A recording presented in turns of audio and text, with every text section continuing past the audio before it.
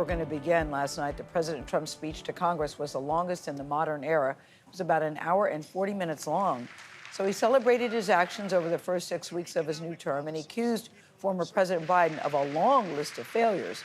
Many Democrats walked out in protest during the speech, but a CBS News poll out just this morning shows that 76% of the people that we questioned approve of Trump's message. It should be noted here that the viewership of these speeches is higher among the president's party. Nancy Cordes is at the White House with more on the story. Nancy, good morning to you.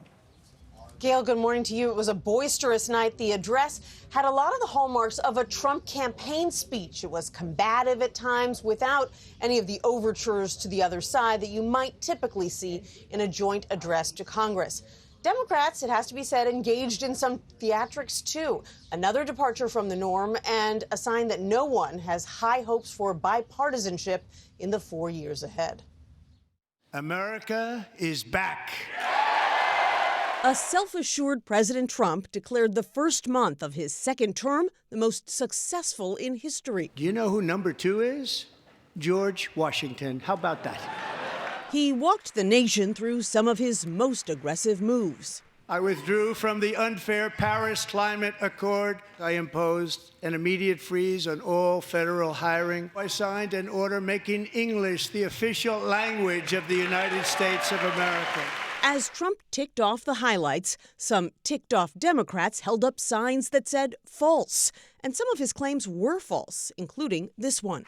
I terminated the ridiculous Green New Scam. That policy doesn't exist. We ended the last administration's insane electric vehicle mandate. That policy also doesn't exist. Joe Biden, the worst president in American history. In a departure from tradition, Trump repeatedly slammed his predecessor. Joe Biden especially let the price of eggs get out of control. Many Democrats walked out. The chair now directs the sergeant at arms to restore order. Al Green of Texas had to be escorted out because he wouldn't stop shouting about possible cuts to Medicaid. Billionaire Elon Musk drew jeers and cheers when President Trump plugged the massive cuts Musk and the Department of Government Efficiency have been making to the federal workforce. The days of rule by unelected bureaucrats are over.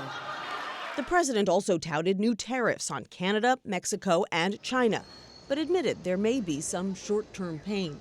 Tariffs are about making America rich again, and there'll be a little disturbance, but we're okay with that. And he vowed there are more tariffs to come.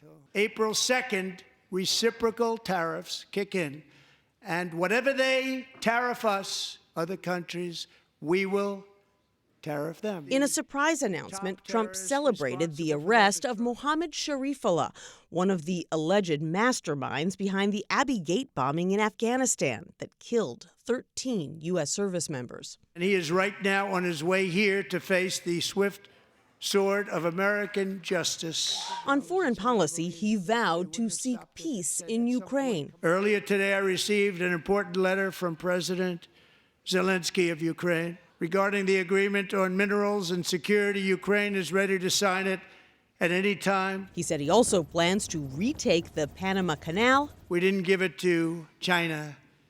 We gave it to Panama, and we're taking it back. And he somehow plans to acquire Greenland. One way or the other, we're going to get it. Clocking in at an hour and 40 minutes, it was the longest presidential address to Congress in recent history. And it ended with this. My fellow Americans, get ready for an incredible future, because the golden age of America has only just begun.